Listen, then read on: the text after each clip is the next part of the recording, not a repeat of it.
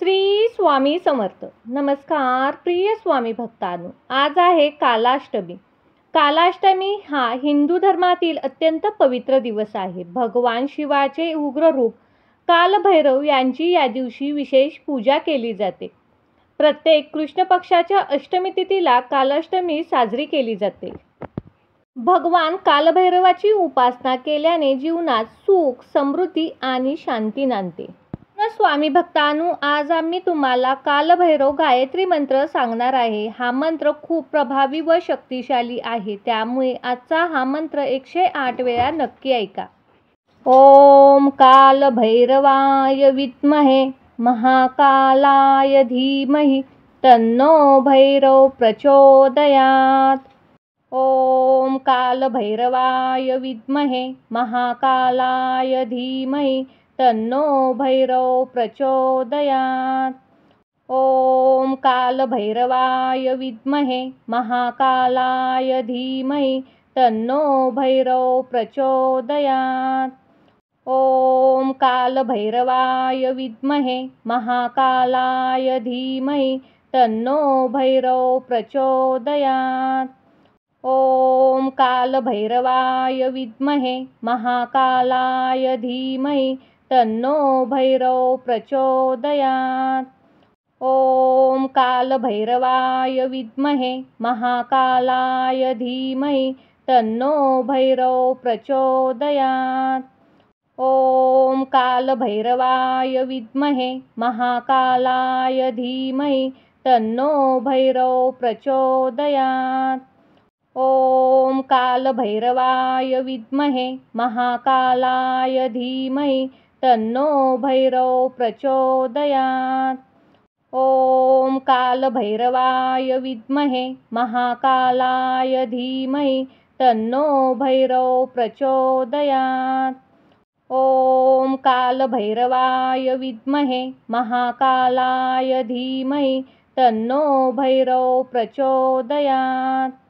ओम कालभैरवाय विद्महे महाकालाय धीमहि तन्नो भैरव प्रचोदयात.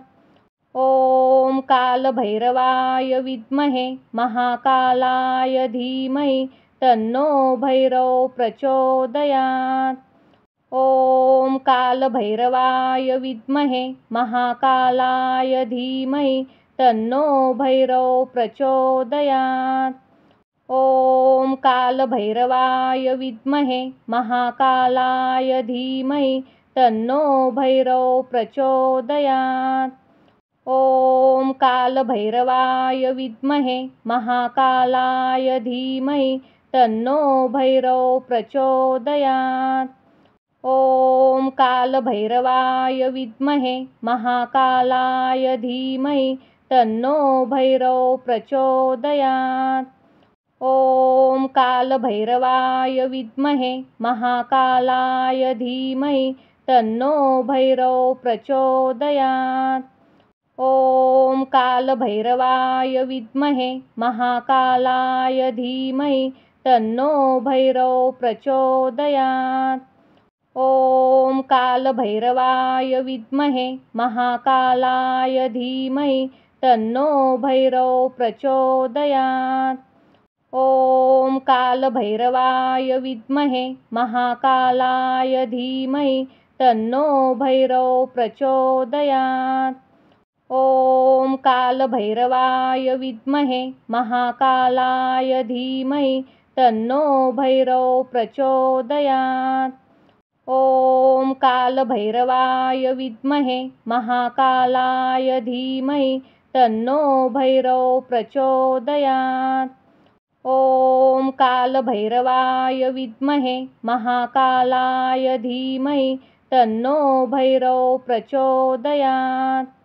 ओम कालभैरवाय विद्महे महाकालाय धीमहि तन्नो भैरव प्रचोदयात. ओम कालभैरवाय विद्महे महाकालाय धीमहि तन्नो भैरव प्रचोदयात.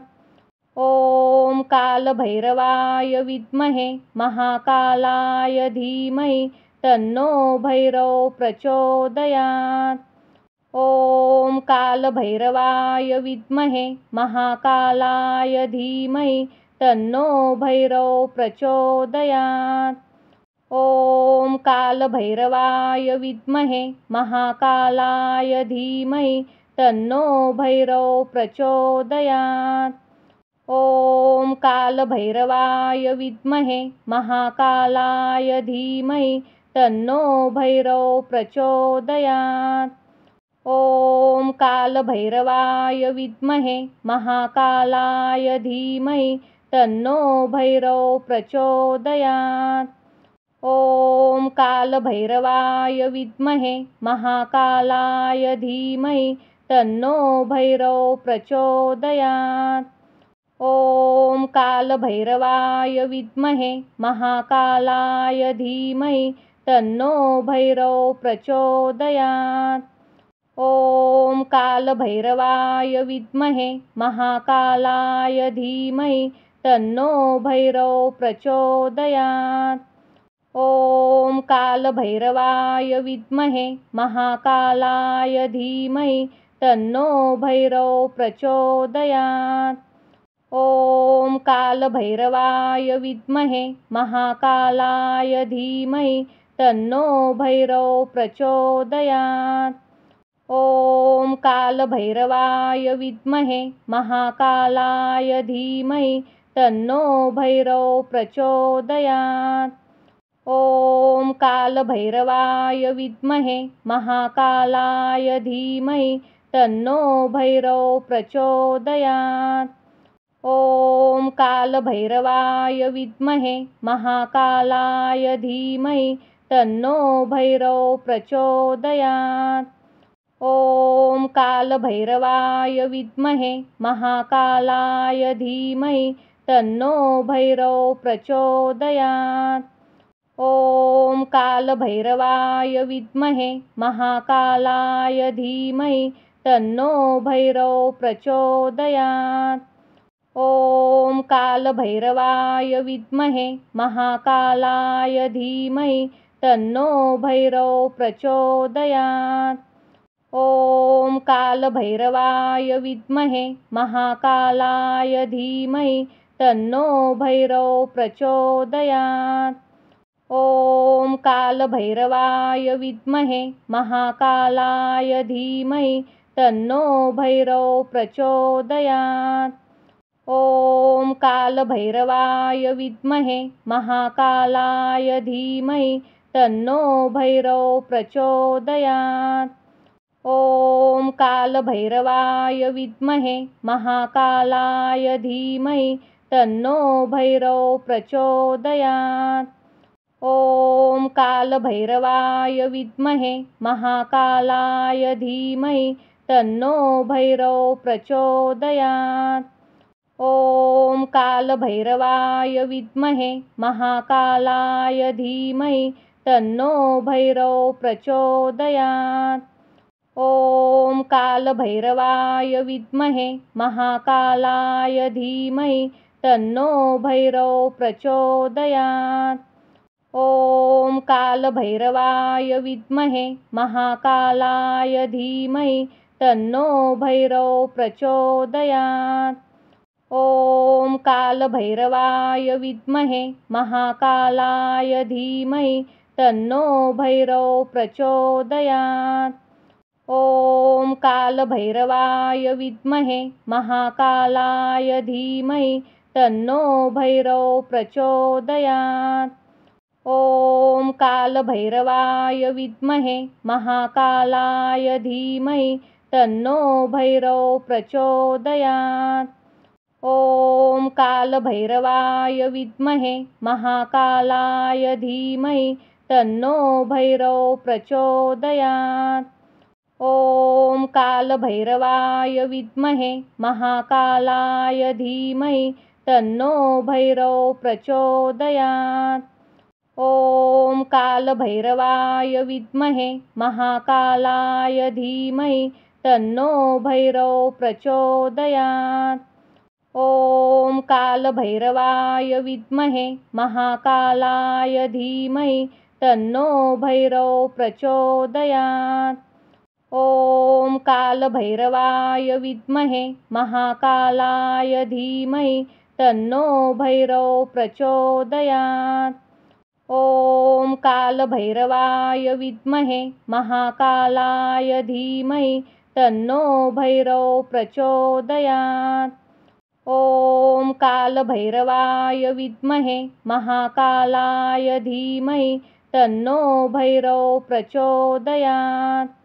ॐ कालभैरवाय विद्महे महाकालाय धीमहि तन्नो भैरव प्रचोदयात्। ॐ कालभैरवाय विद्महे महाकालाय धीमहि तन्नो भैरव प्रचोदयात्।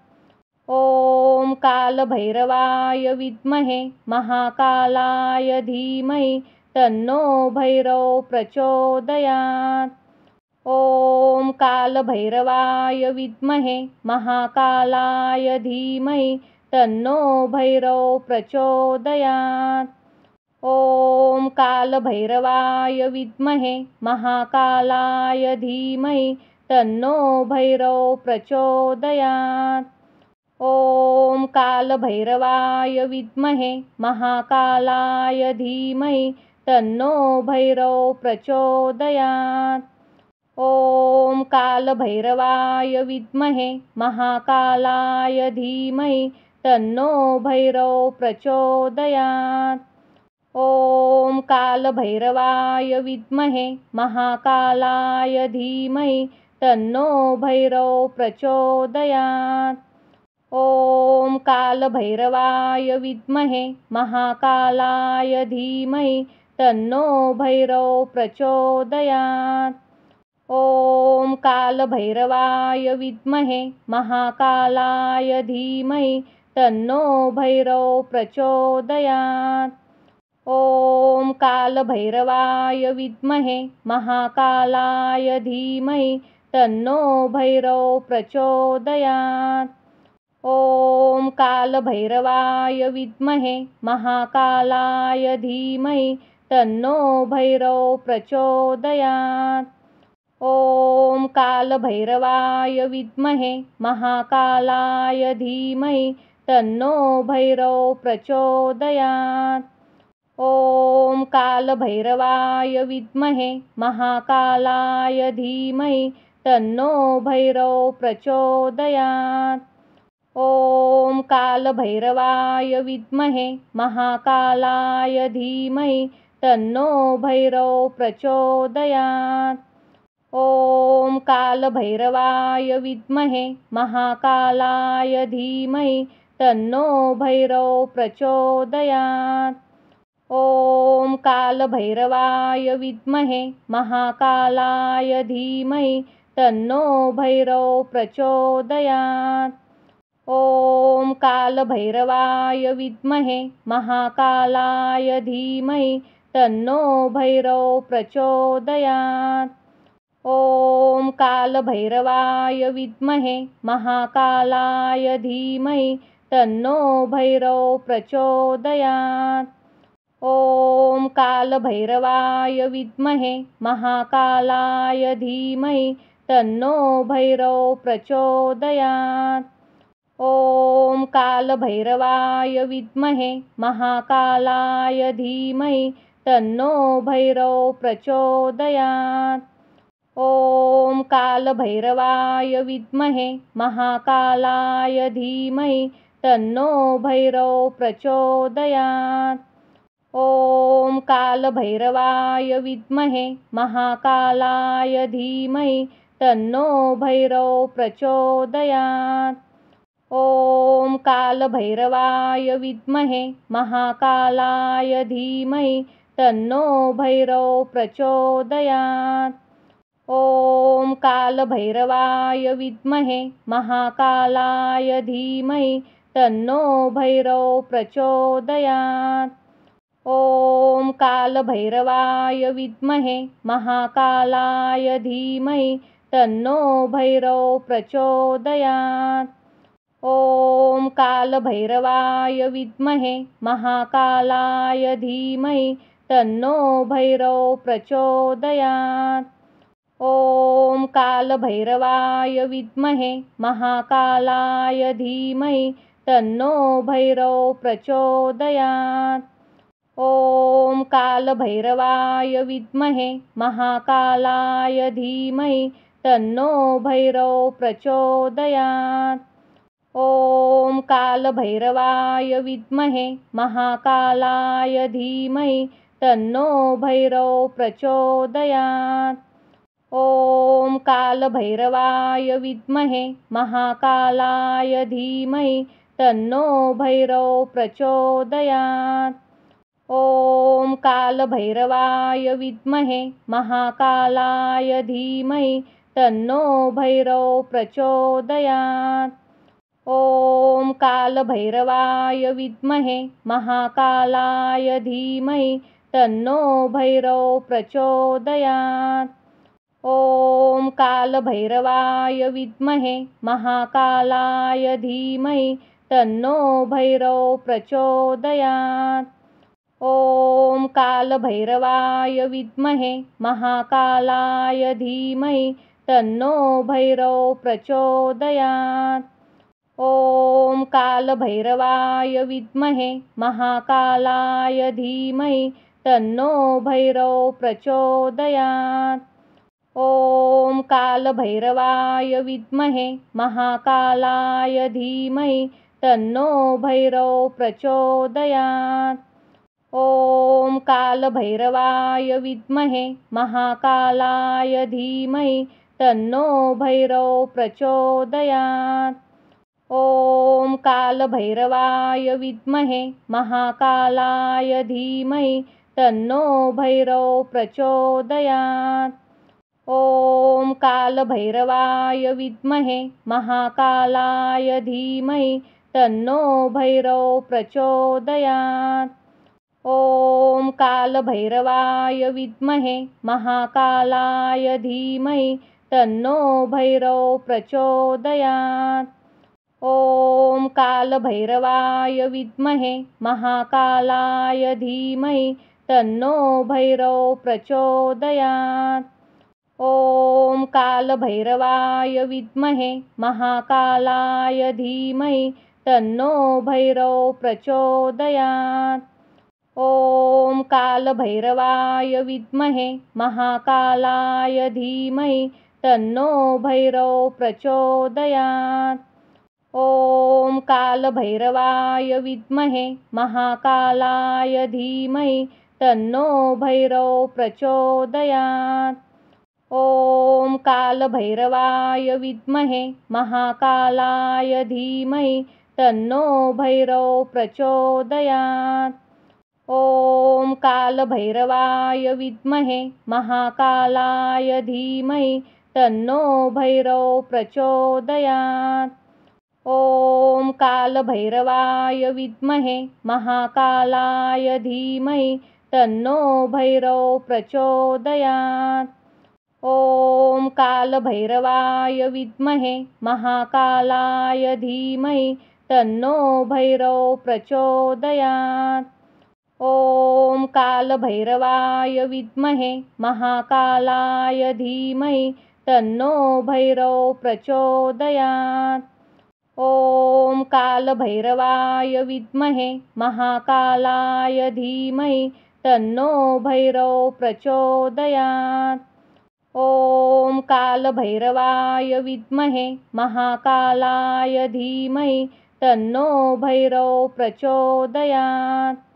ॐ कालभैरवाय विद्महे महाकालाय धीमहि तन्नो भैरव प्रचोदयात्। ॐ कालभैरवाय विद्महे महाकालाय धीमहि तन्नो भैरव प्रचोदयात्। ॐ कालभैरवाय विद्महे महाकालाय धीमहि तन्नो भैरव प्रचोदयात्। ॐ कालभैरवाय विद्महे महाकालाय धीमहि तन्नो भैरव प्रचोदयात्। ॐ कालभैरवाय विद्महे महाकालाय धीमहि तन्नो भैरव प्रचोदयात्। ॐ कालभैरवाय विद्महे महाकालाय धीमहि तन्नो भैरव प्रचोदयात्। ॐ कालभैरवाय विद्महे महाकालाय धीमहि तन्नो भैरव प्रचोदयात्। ॐ कालभैरवाय विद्महे महाकालाय धीमहि तन्नो भैरव प्रचोदयात्। ॐ कालभैरवाय विद्महे महाकालाय धीमहि तन्नो भैरव प्रचोदयात्।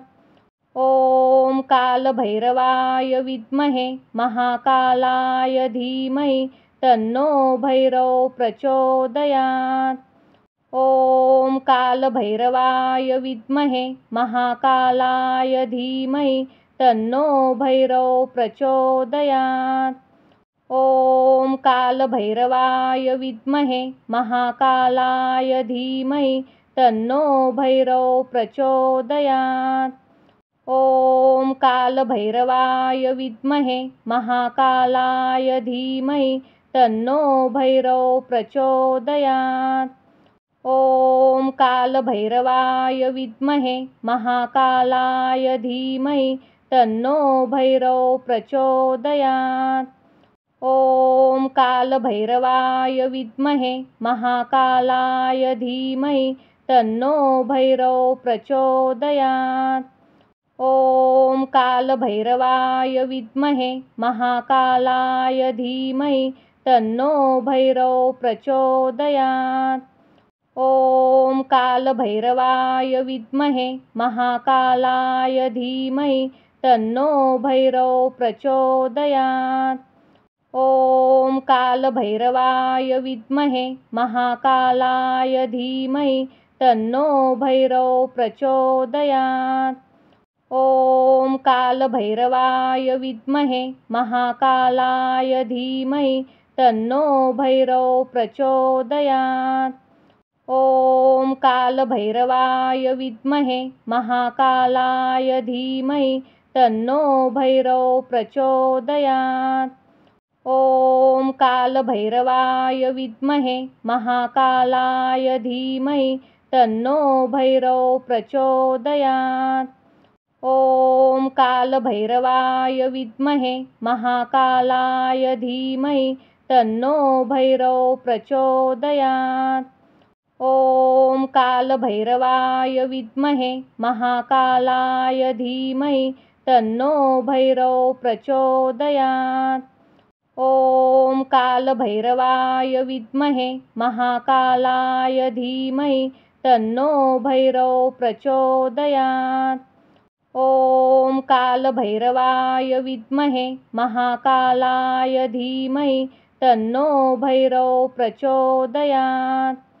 ॐ कालभैरवाय विद्महे महाकालाय धीमहि तन्नो भैरव प्रचोदयात्।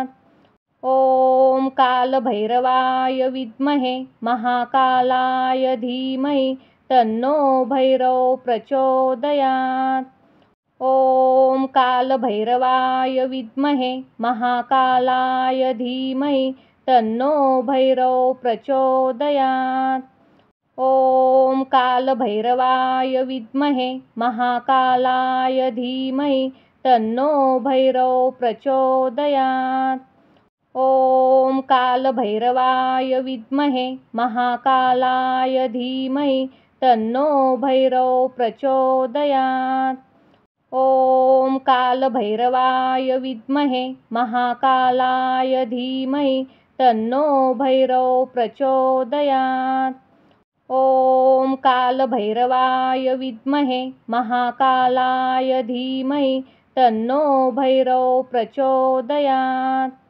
ॐ कालभैरवाय विद्महे महाकालाय धीमहि तन्नो भैरव प्रचोदयात्। ॐ कालभैरवाय विद्महे महाकालाय धीमहि तन्नो भैरव प्रचोदयात्। ॐ कालभैरवाय विद्महे महाकालाय धीमहि तन्नो भैरव प्रचोदयात्। ॐ कालभैरवाय विद्महे महाकालाय धीमहि तन्नो भैरव प्रचोदयात्। ॐ कालभैरवाय विद्महे महाकालाय धीमहि तन्नो भैरव प्रचोदयात्। ॐ कालभैरवाय विद्महे महाकालाय धीमहि तन्नो भैरव प्रचोदयात्। ॐ कालभैरवाय विद्महे महाकालाय धीमहि तन्नो भैरव प्रचोदयात्।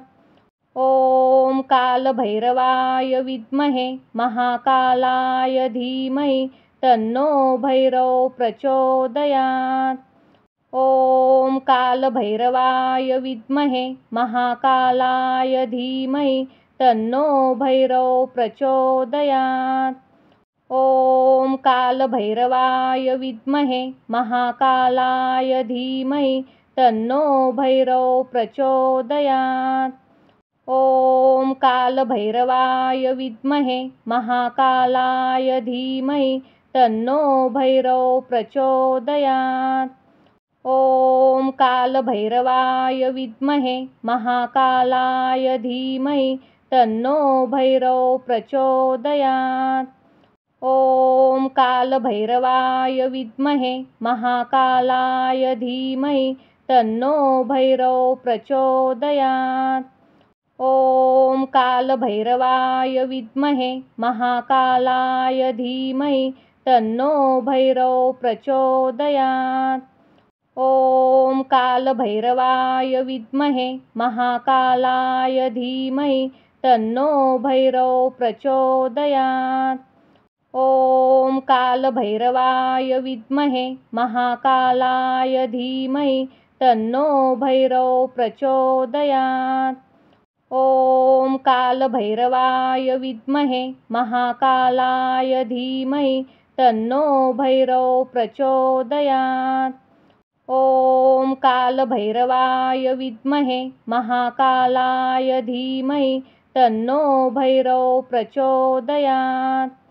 ॐ कालभैरवाय विद्महे महाकालाय धीमहि तन्नो भैरव प्रचोदयात्। ॐ कालभैरवाय विद्महे महाकालाय धीमहि तन्नो भैरव प्रचोदयात्। ॐ कालभैरवाय विद्महे महाकालाय धीमहि तन्नो भैरव प्रचोदयात्। ॐ कालभैरवाय विद्महे महाकालाय धीमहि तन्नो भैरव प्रचोदयात्। ॐ कालभैरवाय विद्महे महाकालाय धीमहि तन्नो भैरव प्रचोदयात्।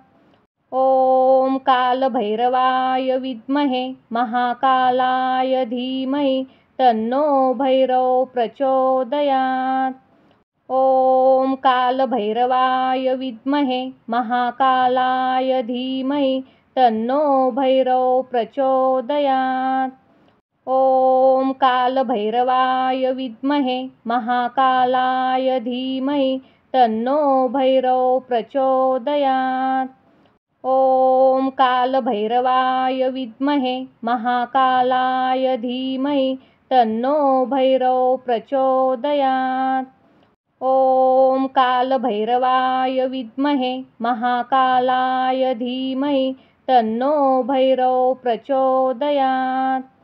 ॐ कालभैरवाय विद्महे महाकालाय धीमहि तन्नो भैरव प्रचोदयात्।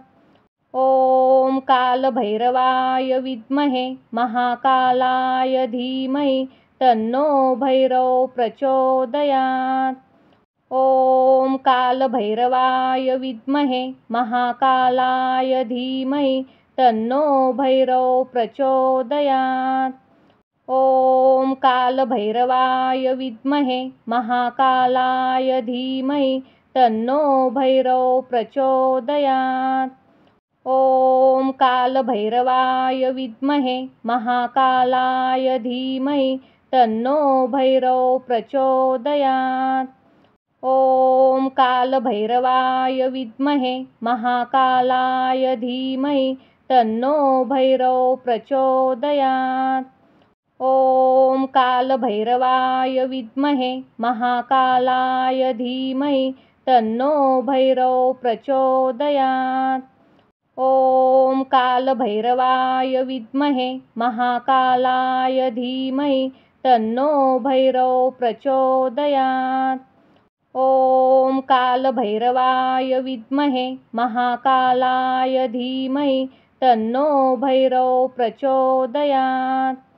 ॐ कालभैरवाय विद्महे महाकालाय धीमहि तन्नो भैरव प्रचोदयात्। ॐ कालभैरवाय विद्महे महाकालाय धीमहि तन्नो भैरव प्रचोदयात्। ॐ कालभैरवाय विद्महे महाकालाय धीमहि तन्नो भैरव प्रचोदयात्। ॐ कालभैरवाय विद्महे महाकालाय धीमहि तन्नो भैरव प्रचोदयात्। ॐ कालभैरवाय विद्महे महाकालाय धीमहि तन्नो भैरव प्रचोदयात्। ॐ कालभैरवाय विद्महे महाकालाय धीमहि तन्नो भैरव प्रचोदयात्। ॐ कालभैरवाय विद्महे महाकालाय धीमहि तन्नो भैरव प्रचोदयात्। ॐ कालभैरवाय विद्महे महाकालाय धीमहि तन्नो भैरव प्रचोदयात्। ॐ कालभैरवाय विद्महे महाकालाय धीमहि तन्नो भैरव प्रचोदयात्। ॐ कालभैरवाय विद्महे महाकालाय धीमहि तन्नो भैरव प्रचोदयात्। ॐ कालभैरवाय विद्महे महाकालाय धीमहि तन्नो भैरव प्रचोदयात्। ॐ कालभैरवाय विद्महे महाकालाय धीमहि तन्नो भैरव प्रचोदयात्। ॐ कालभैरवाय विद्महे महाकालाय धीमहि तन्नो भैरव प्रचोदयात्। ॐ कालभैरवाय विद्महे महाकालाय धीमहि तन्नो भैरव प्रचोदयात्। ॐ कालभैरवाय विद्महे महाकालाय धीमहि तन्नो भैरव प्रचोदयात्। ॐ कालभैरवाय विद्महे महाकालाय धीमहि तन्नो भैरव प्रचोदयात्।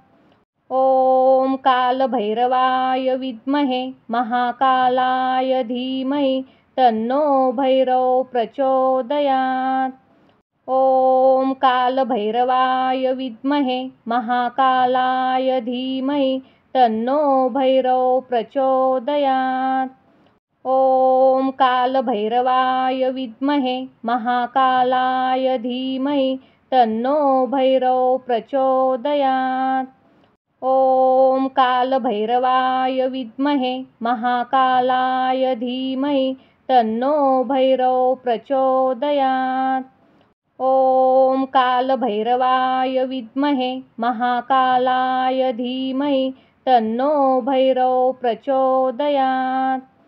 ॐ कालभैरवाय विद्महे महाकालाय धीमहि तन्नो भैरव प्रचोदयात्।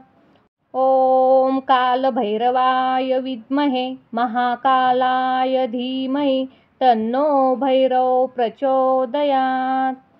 ॐ कालभैरवाय विद्महे महाकालाय धीमहि तन्नो भैरव प्रचोदयात्। ॐ कालभैरवाय विद्महे महाकालाय धीमहि तन्नो भैरव प्रचोदयात्। ॐ कालभैरवाय विद्महे महाकालाय धीमहि तन्नो भैरव प्रचोदयात्। ॐ कालभैरवाय विद्महे महाकालाय धीमहि तन्नो भैरव प्रचोदयात्। ॐ कालभैरवाय विद्महे महाकालाय धीमहि तन्नो भैरव प्रचोदयात्। ॐ कालभैरवाय विद्महे महाकालाय धीमहि तन्नो भैरव प्रचोदयात्।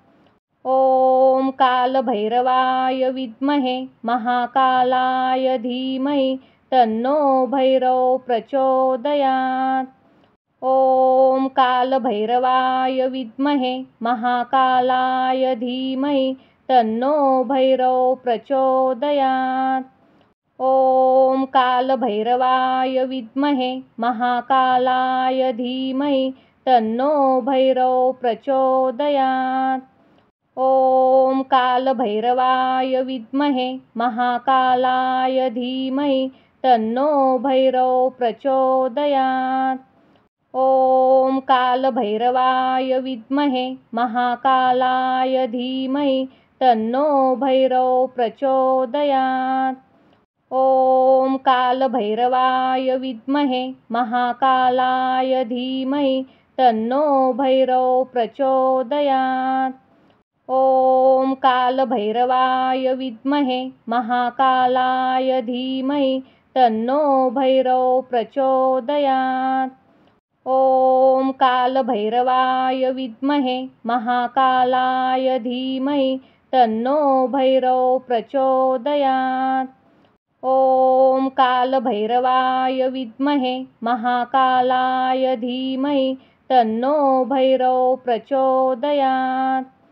ॐ कालभैरवाय विद्महे महाकालाय धीमहि तन्नो भैरव प्रचोदयात्। ॐ कालभैरवाय विद्महे महाकालाय धीमहि तन्नो भैरव प्रचोदयात्।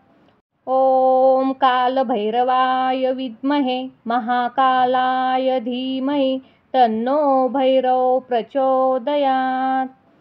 ॐ कालभैरवाय विद्महे महाकालाय धीमहि तन्नो भैरव प्रचोदयात्। ॐ कालभैरवाय विद्महे महाकालाय धीमहि तन्नो भैरव प्रचोदयात्। ॐ कालभैरवाय विद्महे महाकालाय धीमहि तन्नो भैरव प्रचोदयात्।